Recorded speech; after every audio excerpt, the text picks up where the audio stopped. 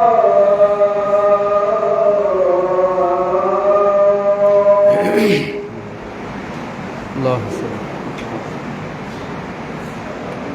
الله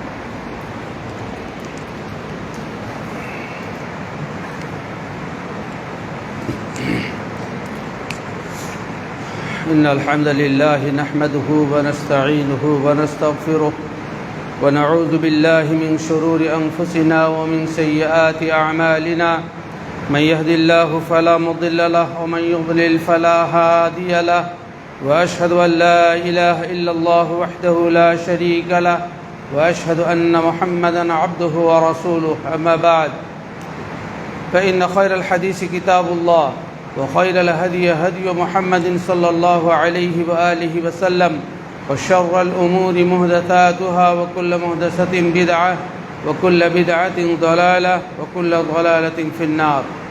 أعوذ بالله من الشيطان الرجيم. بسم الله الرحمن الرحيم. قاف والقرآن المجيد بل عجبوا أن جاءهم منذر منهم فقال الكافرون هذا شيء عجيب أإذا متنا وكنا ترابا ذلك رجع بعيد قد علمنا ما تنقص الأرض منهم وعندنا كتاب حفيظ بل كذبوا بالحق لما جاءهم فهم في أمر مريج أفلم ينظروا إلى السماء فوقهم كيف بنيناها وزيناها وما لها من فروج والأرض مددناها وألقينا فيها رواسي وأنبتنا فيها من كل زوج بهيج تبصرة وذكرى لكل عبد منيب ونزلنا من السماء ماء مباركا فأنبتنا به جنات وحب الحصيد والنخل باسقات لها طلع نضيد رزقا للعباد وأحيينا به بلدة ميتا كذلك الخروج كذبت قبلهم قوم نوح وأصحاب الرس وثمود وعاد وفرعون وإخوان لوط وأصحاب الأيكة وقوم تبع كل كذب الرسل فحق وعيد أفعايين بالخلق الأول بل هم في لبس من خلق جديد ولقد خلقنا الإنسان ونعلم ما توسوس به نفسه ونحن أقرب إليه من حبل الوريد إذ يتلقى المتلقيان عن اليمين وعن الشمال قعيد ما يلفظ من قول إلا لديه رقيب عتيد وجاءت سكرة الموت بالحق ذلك ما كنت منه تحيد ونفخ في الصور ذلك يوم الوعيد وجاءت كل نفس معها سائق وشهيد لقد كنت في غفلة من هذا فكشفنا عنك غطاءك فبصرك اليوم حديد فقال قرينه هذا ما لدي عتيد ألقيا في جهنم كل كفار عنيد مناع للخير معتد مريب الذي جعل مع الله إلها آخر فألقياه في العذاب الشديد قال قرينه ربنا ما أطغيته ولكن كان في ضلال بعيد قال لا تختصموا لدي وقد قدمت إليكم بالوعيد ما يبدل القول لدي وما أنا بظلام للعبيد. بارك الله لي ولكم في القرآن العظيم ونفعني وإياكم بالآيات والذكر الحكيم إنه تعالى جواد كريم ملك بر رؤوف رحيم.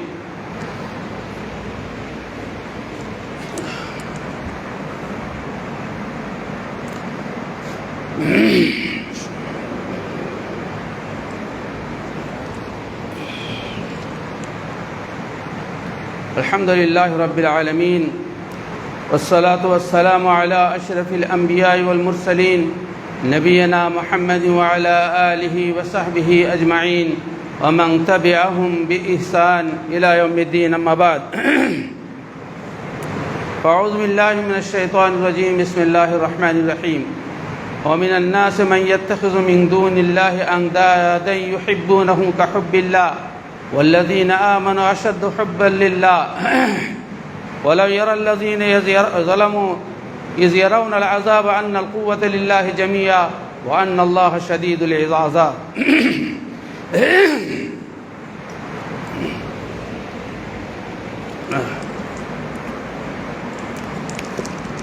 আল্লাহ রাব্বুল আলামিনের অশেষ হামদ, শুকরিয়া যে তিনি আমাদেরকে জীবিত রেখেছেন। কোনো মানুষ মারা গেলেই তার কয়েকটা রাস্তা রুদ্ধ হয়ে যায়, তওবার রাস্তা বন্ধ হয়ে যায়, অপরাধ যা করেছে তার থেকে ফিরে আসার তার কোনো আর রাস্তা থাকে না, কোনো ভালো আমলের সংযোজন সে করতে পারে না, সমস্ত প্রকার নেকির পথ তার বন্ধ হয়ে যায়। আল্লাহ রাব্বুল আলামিন আমাদের যাদেরকে আল্লাহ রাব্বুল আলামিন এখন জীবিত রেখেছেন, এটা আল্লাহর পক্ষ থেকে একটা সুযোগ, আল্লাহর পক্ষ থেকে এক প্রকারের সহযোগিতা যে আমরা আল্লাহর পথে ফিরে আসি, আল্লাহকে সন্তুষ্ট করে পৃথিবী থেকে যেন মৃত্যুবরণ করতে পারি। আমাদের মধ্যে কে কখন দুনিয়া ছেড়ে চলে যাবেন আমরা কেউ জানি না। এটা আল্লাহ রাব্বুল আলামিন মানুষের কাছে বিষয়টিকে নিজের কন্ট্রোল রেখেছেন, মানুষকে জানতে দেননি। ওয়ালা তাদরি নাফসুম মাযা তাকসিবু গাদা, কোনো মানুষের পরবর্তী মুহূর্ত কী হবে এটা কেউ জানে না। সেজন্য আমাদেরকে আল্লাহ রাব্বুল আলামিন যে মূল্যবান জীবন দিয়েছেন, প্রতিটি মুহূর্ত আল্লাহ রাব্বুল আলামিনের আনুগত্যতে, আল্লাহ রাব্বুল আলামিনের কথা মেনে চলার বিষয়ে এবং আল্লাহ রাব্বুল আলামিনের ভালোবাসা অর্জনের জন্য যা কিছু করার দরকার আমাদেরকে সেটা করতে হবে। আমি যে আয়াতটি তেলাওয়াত করেছি সে আয়াতে আল্লাহ রাব্বুল আলামিন বলছেন যে মানুষের মধ্যে কিছু লোক আছে যারা অন্য মানুষদেরকে আল্লাহর চাইতে বেশি ভালোবাসে। ওয়াল্লাযীনা আমানু আশাদ্দু হুব্বান লিল্লাহ, কিন্তু যারা মুমিন তারা আল্লাহকে কঠিন রূপে ভালোবাসে, দুনিয়ার সব কিছু থেকে ভালোবাসে। যেদিন অপরাধীরা আযাবকে দেখবে এবং যখন তারা বুঝতে পারবে যে আন্নাল কুওয়াতা লিল্লাহি জামিয়া, যে সর্বপ্রকার ক্ষমতার একচ্ছত্র অধিপতি হচ্ছেন আল্লাহ রাব্বুল আলামিন, ওয়া আন্নাল্লাহা শাদীদুল আযাব, এবং আল্লাহ তাআলা হচ্ছেন কঠিন শাস্তিদাতা, তখন তারা যাদেরকে ভালোবাসত তাদের থেকে তারা সম্পর্ক ছিন্ন করবে। কিন্তু সে সম্পর্ক ছিন্ন করাতে কোনো লাভ হবে না। কিয়ামতের দিন তারা যাদেরকে ভালোবেসেছে দুনিয়াতে, যাদের কথা মেনে চলাফেরা করেছে, তাদের জন্য কিয়ামত দিন বলবে রব্বানা আরিনাল লাযাইনা আযাল্লানা মিনাল জিন্নি ওয়াল ইনস নাজআলহুমা তাহতা আকদামিনা লিয়াকুনা মিনাল আসফালিন। আল্লাহ তাআলা যারা আমাদেরকে পথভ্রষ্ট করেছে, তোমার পথ থেকে আমাদেরকে বিচ্যুত করেছে, আজকে তাদেরকে আমাদেরকে দেখিয়ে দাও, আমাদের পায়ের তলায় তাদেরকে দলিত মথিত করে শেষ করে দেব, এবং তারা যাতে সব থেকে নিকৃষ্ট হয়, জঘন্যতম শাস্তি যারা তারা যাতে অনুভব করে, তুমি তার ব্যবস্থা করো। কিন্তু সেটা কিছুই উপকারে আসবে না। সেজন্য আমাদেরকে এখন থেকে সচেতন এবং সাবধান হতে হবে। ইসলামের একটি মৌল বিধান আছে, প্রত্যেকটা সংবিধানের মৌল কিছু নীতি থাকে, ডাইরেক্টিভ প্রিন্সিপাল আর ইনডাইরেক্টিভ প্রিন্সিপাল। ডাইরেক্ট প্রিন্সিপাল যে মৌলনীতি, যেগুলোর ব্যাখ্যা হচ্ছে ইনডাইরেক্ট প্রিন্সিপালগুলো, সেগুলো যেগুলো আছে মানুষের কল্যাণের জন্য করার জন্য আছে। কিন্তু ইসলামের কতগুলি মৌলিক নীতি আছে যার কোনো একটা লঙ্ঘন হলে সে ব্যক্তি মুসলিম থাকে না, সে ব্যক্তি আর মুসলিম থাকে না। যেমন আল্লাহ তাআলার তাওহীদ, এটা মৌলিক নীতির মধ্যে, ইবাদত আল্লাহর জন্যই করতে হবে। ওয়ালাকাদ বাআসনা ফি কুল্লি উম্মাতির রাসূলান আন ইবুদুল্লাহ ওয়াজতানিবুত তাগুত। আল্লাহ তাআলা প্রত্যেকটা জনগোষ্ঠীতে রাসূল এই জন্যই পাঠিয়েছেন যে লোককে সাবধান করবেন যে শুধুমাত্র আল্লাহর ইবাদত করতে হবে এবং তাগুত থেকে বাঁচতে হবে, শয়তানের উপাসনা থেকে বাঁচতে হবে। একটা মৌলিক নীতি। মৌলিক নীতির অপর আর একটি হচ্ছে শিরক করা যাবে না, কোনো প্রকার শিরক করা যাবে না, যে বিষয়গুলো আপনারা অনেক শুনেছেন। মৌলিক নীতির অন্যতম হচ্ছে যে রাসূল সাল্লাল্লাহু আলাইহি ওয়াসাল্লামের প্রত্যেকটা কথা যা তিনি ওয়াহি বলে ঘোষণা করবেন, যে আল্লাহ আমাকে বলতে বলেছেন ঘোষণা করবেন, সেটা মেনে চলতে হবে। দুনিয়ার ব্যাপারে আল্লাহ রাসূল সাল্লাল্লাহু আলাইহি ওয়াসাল্লাম ঠিকও করতে পারেন, বেঠিকও করতে পারেন, এ ব্যাপারে স্পষ্ট সহিহ মুসলিমের হাদিসে এসেছে। এগুলো হচ্ছে মৌলিক নীতি। আজকে যে মৌলিক নীতিটি সম্পর্কে আপনাদের সামনে আমি আলোচনা করতে চাচ্ছি সংক্ষিপ্ত পরিসরে, সেটা হচ্ছে ওয়ালা এবং বারা। ওয়ালা এবং বারা এটা একটা মৌলিক নীতি মধ্যে একটা হচ্ছে। ওয়ালার অর্থ হচ্ছে যে বন্ধুত্ব কাউরির সাথে রাখতে হবে শুধুমাত্র আল্লাহ সন্তুষ্টির জন্য, আর বারা মানে শত্রুতা অবস্থান করা, সম্পর্ক ছিন্ন করা, সেটা করতে হবে আল্লাহর সন্তুষ্টির জন্য। আল্লাহ তাআলা যাদেরকে শত্রু হিসেবে ঘোষণা করেছেন, নিজের শত্রু হিসেবে ঘোষণা করেছেন, ইসলামের শত্রু হিসেবে ঘোষণা করেছেন, এদের সাথে মিত্রতা কোনো ক্রমেই আল্লাহ তাআলা যদি কেউ মিত্রতা স্থাপন করে, আল্লাহ তাকে সহ্য করতে পারবে না, সে ব্যক্তি তাদেরই দলভুক্ত। আমাদের মুসলিমদের মধ্যে অনেকেই, সে যে জনগোষ্ঠীর মধ্যে হোক না কেন, এই বিষয়টার ব্যাপারে চরম উদাসীন। ইসলামকে যদি পরিপূর্ণ আপনি মুসলিম হতে চান, তাহলে আপনাকে আল্লাহ যেগুলোকে নিষেধ করেছেন সেগুলোকে সঠিকভাবে মেনে চলতে হবে, আল্লাহ যেগুলো করতে বলেছেন সেটা করতে হবে। আল্লাহ তাআলা নিষেধাজ্ঞার মধ্যে একটা গুরুত্বপূর্ণ নিষেধাজ্ঞা হচ্ছে ইয়া আইয়ুহাল্লাযীনা আমানু লা তাত্তাখিযু আবাআকুম ওয়া আবনাআকুম আউলিয়া ইন ইসতাহাব্বুল কুফরা আলাল ঈমান ওয়া মান ইয়াতাওয়াল্লাহুম ফাউলাইকা হুমুজ জালিমুন।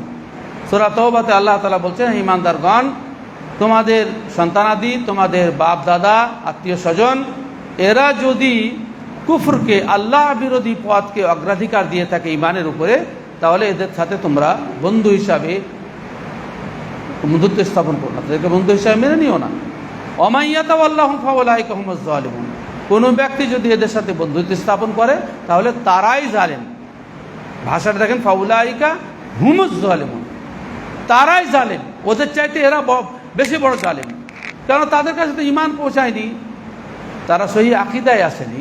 তুমি সহি দিন পাওয়ার পরেও যারা দিন বিরোধী তাদের সাথে তুমি মিত্রতা স্থাপন করছো, তাহলে তুমি তার চাইতে বড় অপরাধী। আল্লাহ তাআলা পরিষ্কার ভাষায় বলছেন, হে ঈমানদারগণ, তোমাদের সন্তানাদি, আপনা ছেলেপিলে, সন্তানাদি, বাপ দাদা, কেউ যদি ঈমান বিরোধী পথকে অগ্রাধিকার দেয়, ঈমানের পথকে পছন্দ না করে, তাহলে তাদের সাথে তুমি মিত্রতা স্থাপন করিও না, আন্তরিকতা যেন তোমার কোনো মতেই না থাকে।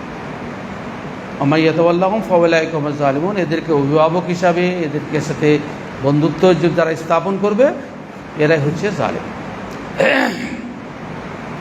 রাসূল কারীম সাল্লাল্লাহু আলাইহি ওয়াসাল্লাম এর একটা হাদিস, স্পষ্ট হাদিস, রাসূল সাল্লাল্লাহু আলাইহি ওয়াসাল্লাম বলছেন, মান আহাব্বা লিল্লাহ ওয়া আবগাযা লিল্লাহ ওয়া আতা লিল্লাহ ওয়া মানা লিল্লাহ ফাকাদ ইসতাকমালাল ঈমান। রাসূল সাল্লাল্লাহু আলাইহি ওয়াসাল্লাম বলছেন, কোনো ব্যক্তি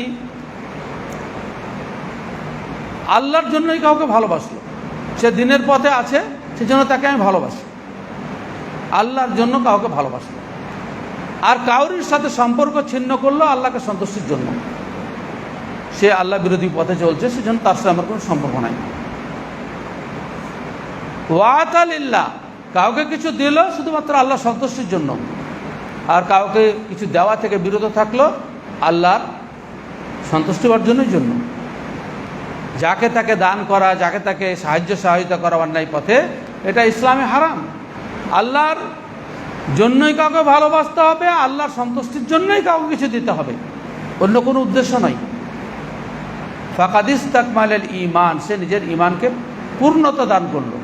আল্লাহ সাল্লাল্লাহু আলাইহি ওয়াসাল্লাম বলছেন, যার মধ্যে এই বৈশিষ্ট্য আছে যে আল্লাহর জন্যই ভালোবাসা স্থাপন করবে, আল্লাহর জন্যই কাউরির সাথে সম্পর্ক ছিন্ন করবে, এই ব্যক্তি নিজের ঈমানকে পূর্ণতা দান করলো। তার অর্থ হচ্ছে এই যে কোনো ব্যক্তির মধ্যে যদি এই ভেদাভেদ না থাকে, তাহলে তার ইসলাম অসম্পূর্ণ, বরং কোনো কোনো ক্ষেত্রে, যেমন আল্লাহ তার ভাষা অনুযায়ী, সে ব্যক্তির ঈমান বিনষ্ট হয়ে যাবে। রাসূল আকরাম সাল্লাল্লাহু আলাইহি ওয়াসাল্লাম আবু দাউদের একটা হাদিসে বলছেন, লা তুসাহিব ইল্লা মুমিনান, মুমিন ছাড়া কাউকে তুমি বন্ধু হিসাবে গ্রহণ করো না, সাথী হিসাবে গ্রহণ করিও না। ওয়ালা ইয়াকুল তুআমাকা ইল্লা তাকিয়ুন, আর তোমার খাবার যেন আল্লাহ ভীরু লোকেই খায়, তুমি আল্লাহ ভীরু লোককেই বেশি করে দান করো। ওয়ালা ইয়াকুল তুআমাকা ইল্লা তাকিয়ুন, এর ব্যাখ্যাতে মুহাদ্দিসিনে কেরাম লিখেছেন যে মন্দ সাথী যদি হয় তাহলে আপনাকে মন্দ বানিয়ে দেবে। মন্দের সঙ্গে আমাদের বাংলাতে একটা প্রবাদ আছে, সঙ্গ দোষে শিলা ভাসে।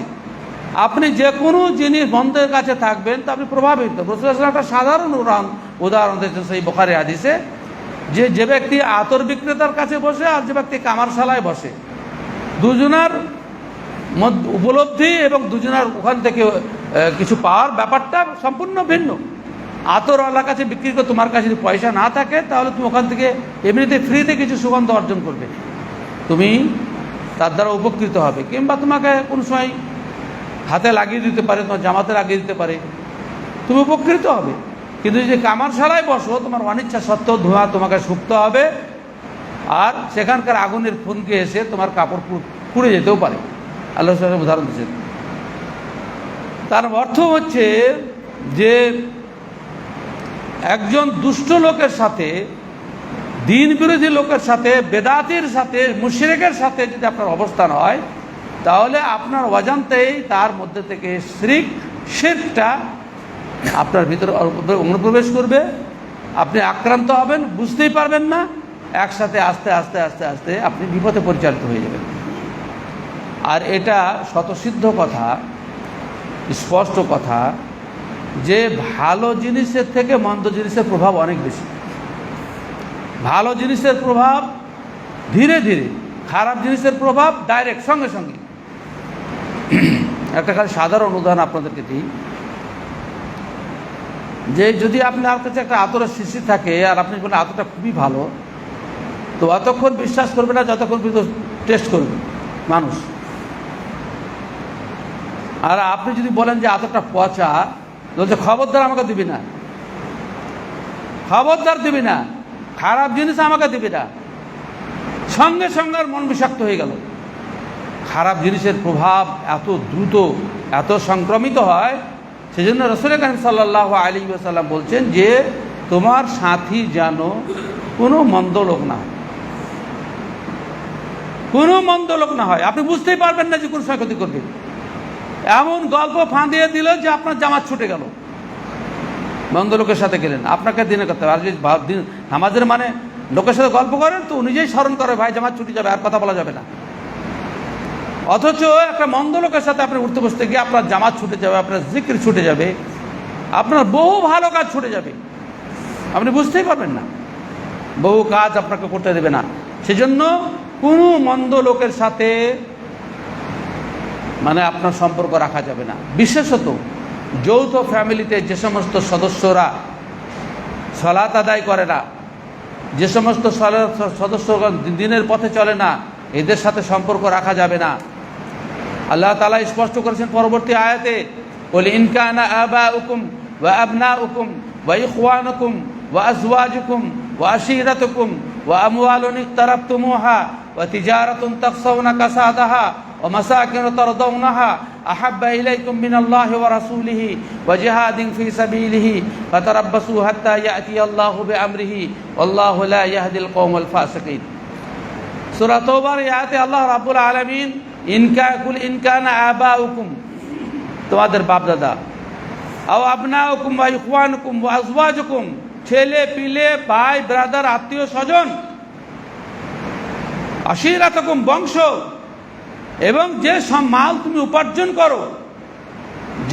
তুমি উপার্জন করো, এটা আপনার সাথী, সম্পদটা আপনার সাথী। ব্যবসা, আপনি খরিদ্দার দেখলেন, নামাজের আজান হয়ে গেছে, মালের লোভে, মালের সঙ্গ দিতে গিয়ে আপনার জামাত ছেড়ে দিলেন, নামাজ ছেড়ে দিলেন।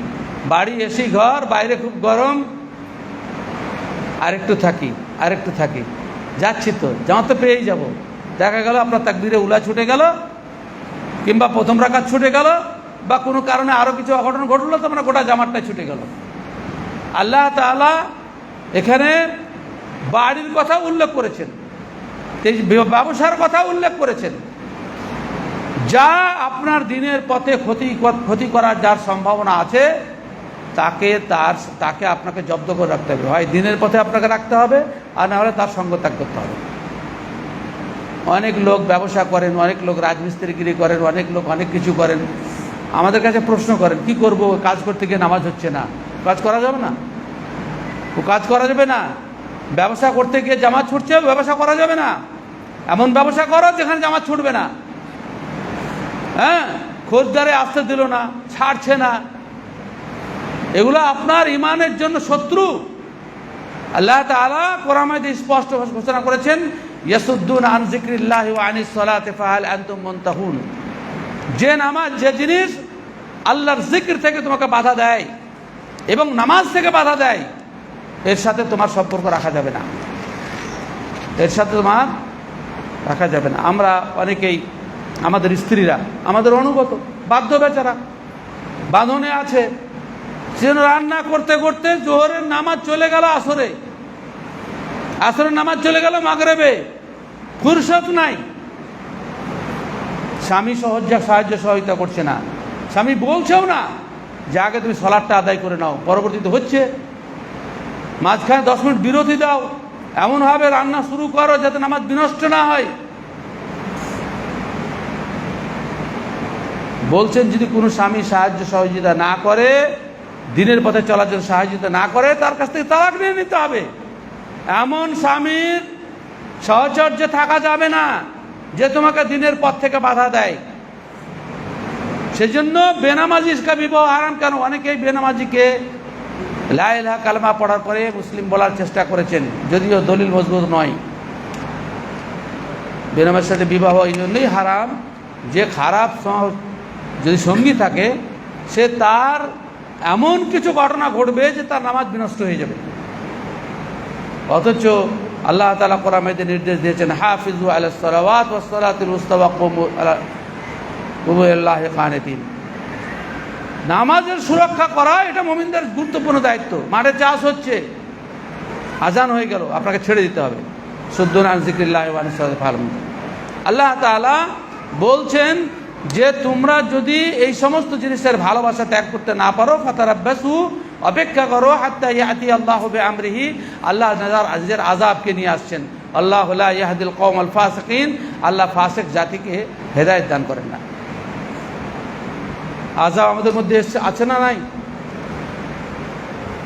আকাশ থেকে বজ্রাঘাত, ঝোড়ো হাওয়া,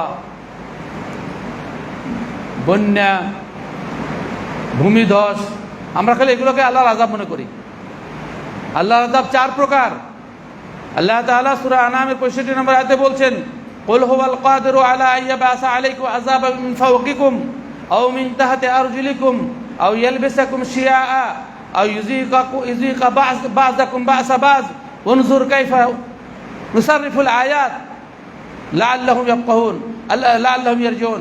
আল্লাহ তাআলা পরিষ্কার ভাষায় বলছেন যে আমি 4 ভাবে শাস্তি পাঠাই। দুনিয়াতে আমি 4 ভাবে শাস্তি পাঠাই।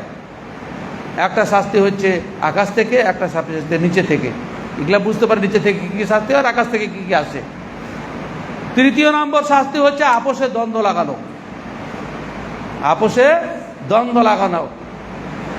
আল্লাহ তাআলা আপোষে দ্বন্দ্ব লাগিয়ে রেখেছেন মুসলিম উম্মার মধ্যে। কত দল, কত মত, বাপ বেটাতে মিল নাই, স্বামী স্ত্রীতে মিল নাই, দ্বন্দ্বের আযাব আল্লাহ তাআলা পাঠিয়েছেন। সহিহ মুসলিমের হাদিসে আছে, রাসূল সাল্লাল্লাহু আলাইহি ওয়াসাল্লাম বলছেন, সাআলতু রাব্বি সালাসান, আমি আল্লাহর কাছে 3টি দোয়া করলাম, ফাআতারিসনাতাইন, আল্লাহ তাআলা আমাকে দিলেন, ওয়া মানাআনি ওয়াহিদাতান, আর একটা কবুল করলেন না। অথচ আল্লাহ রাসূল সাল্লাল্লাহু আলাইহি ওয়াসাল্লামের সমস্ত দোয়া আল্লাহ তাআলা কবুল করতেন। সাআলতু রাব্বি সালাসান, আমি আল্লাহর কাছে দোয়া করলাম, তো 2টি করলেন, 3টি দোয়াকে কবুল করলেন না। 2টি দোয়া কবুল করলেন, সেটা কি কি? আল্লাহ আমার উম্মতকে তুমি দুর্ভিক্ষ দিয়ে ধ্বংস করিও না, সারা পৃথিবীতে কোনো খাবার থাকবে না, এমন আযাব তুমি পাঠিও না, বলে কবুল করা হলো। পৃথিবীর এক প্রান্তে খাবার না হলে অন্য প্রান্তে খাবার উৎপাদন হবে, আর সেখান থেকে সাপ্লাই হয়ে মানুষ খেতে পাবে। দিব না দুর্ভিক্ষ, এলাকা ভিত্তিক হবে, গোটা বিশ্বব্যাপী হবে না। আল্লাহ তুমি গোটা পৃথিবীকে নূহ আলাইহিস সালামের মতন প্লাবন দিয়ে সব আমার উম্মতকে ডুবিয়ে দিও না, বলে ঠিক আছে। বন্যা গোটা বিশ্বে একসাথে হবে না, বিভিন্ন জায়গায় হবে। ওয়া মানাআনি ওয়াহিদাতান, একটা তিনি বললেন যে কবুল করা যাবে না। সেটা কি আমি দোয়া করলাম যে আল্লাহ আমার উম্মতের মধ্যে দ্বন্দ্ব লাগায়ও না, বলে ওটা হবে না, ওটাকে আযাব হিসাবে আমি রেখে দিয়েছি। অন্যান্য সমস্ত আযাব থেকে এটা সব থেকে বেশি কঠিন। আমরা আল্লাহর শত্রুদের সাথে মিত্রতা স্থাপন করার জন্যই আল্লাহ রাব্বুল আলামিন নিজে বলছেন ফাতারাব্বাসু হাত্তা ইয়াতি আল্লাহু বিআমরিহি ওয়াল্লাহু লা ইয়াহদিল কওমাল ফাসিকিন। আল্লাহ তাআলা ফাসিক জাতিকে হিদায়াত করবেন। কাদের সাথে আমাদের উঠা বসা, কাদের সাথে আমাদের সম্প্রীতি ও ভালোবাসা, কাদের সাথে আমরা চলাফেরা করছি, সে কি কোরআন এবং সহিহ সুন্নাহর দৃষ্টিতে মুমিন না কমিন? কাদের জিনিস খাওয়া দাওয়া উঠা বসা করছি? এটা হাদিসে আছে, রাসূল আকরাম সাল্লাল্লাহু আলাইহি ওয়াসাল্লামের কাছে এক সাহাবী এসে বলছেন, ইন্না ফি আরদি কওমিন, আমরা আহলে কিতাবদের কিছু এলাকায় আছি, লা নাজিদু গায়রা আনিয়াতিহিম, তাদের থালা বাসন ছাড়া আমরা অন্য কোনো পাত্র পাচ্ছি না।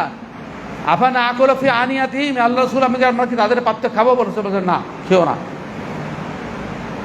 শেষে বলেন ফাইন তালাম তাজিদু গায়রাহা, যদি ওদের পাত্র ছাড়া থালা বাসন ছাড়া অন্য কোনো থালা বাসন না পাও, তাহলে ফাগসিলুহা তুম্মা কুলু ফিহা, প্রথমে ভালো করে ধুয়ে নাও, তারপর তাদের পাশে খাও। আজকে যে সমস্ত হোটেলে, রেস্তোরাঁতে এবং বিভিন্ন মিষ্টির দোকানে কাদের এতে খাচ্ছেন, থালা বাসন তো দূরের কথা, তাদের রান্না করা খাবার আমরা দিন রাত খেয়ে যাচ্ছি। মুসলমানদের বিকল্প নিজস্ব ভাবনা, কোনো চিন্তা ভাবনা নাই। ওয়ালা এবং বারা, যারাদের শত্রু, যারা আল্লাহর শত্রু, তাদের সাথে মিত্রতা স্থাপন করা যাবে না। আল্লাহ তাআলা স্পষ্ট করছেন তারাই জালেম। না, মানবীজ কাউরের নাই, কেউরের নাই। অমুসলিম ছাড়া মিষ্টির দোকান হয় না। কেন হয় না? আমরা করি না। খাবারের দোকান অমুসলিম ছাড়া হবে না। ভালো হোটেল মানেই অমুসলিম।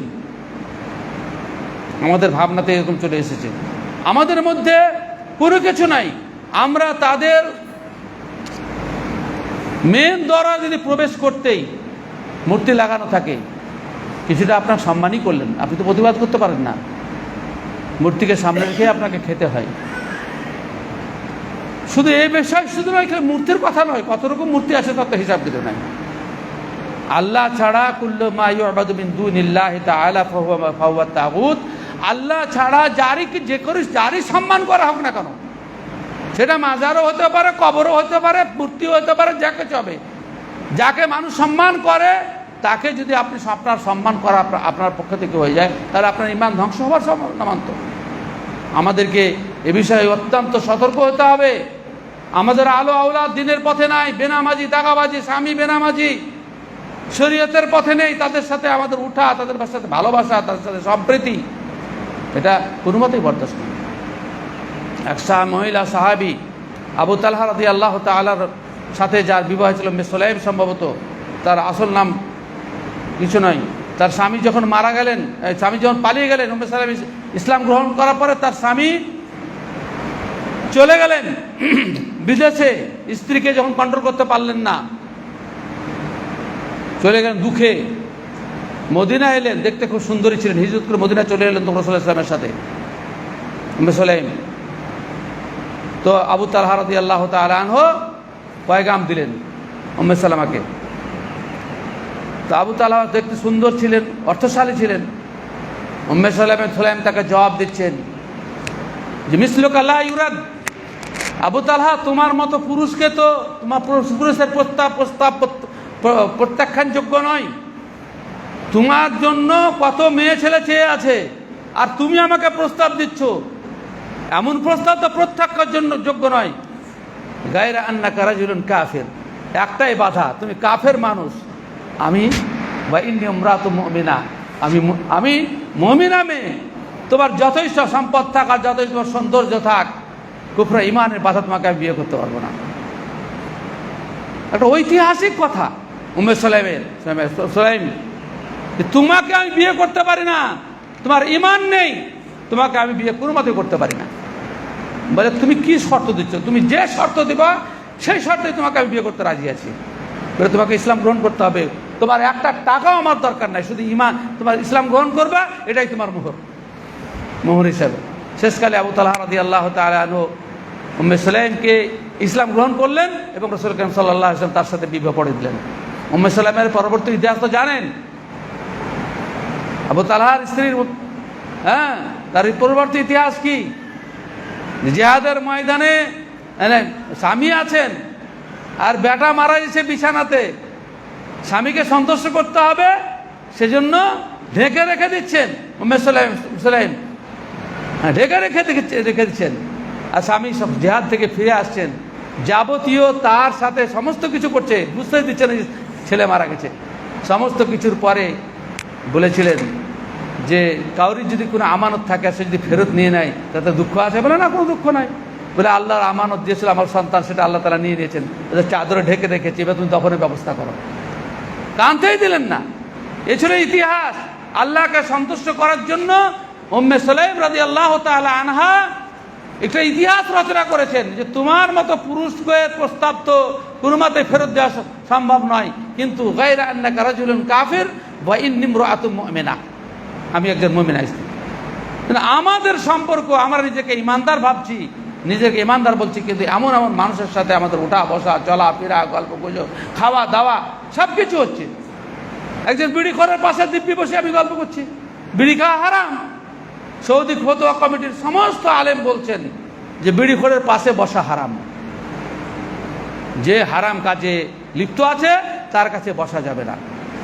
এক কথায় এই খুতবার সংক্ষিপ্ত পরিসরে যা কিছু ঘটে চলেছে সব কিছু বুঝিয়ে বলা সম্ভব নয়, তার উদাহরণ সব কিছুর মানে মিসাল বা দৃষ্টান্ত আপনাদের সামনে উপস্থাপন করা সম্ভব নয়।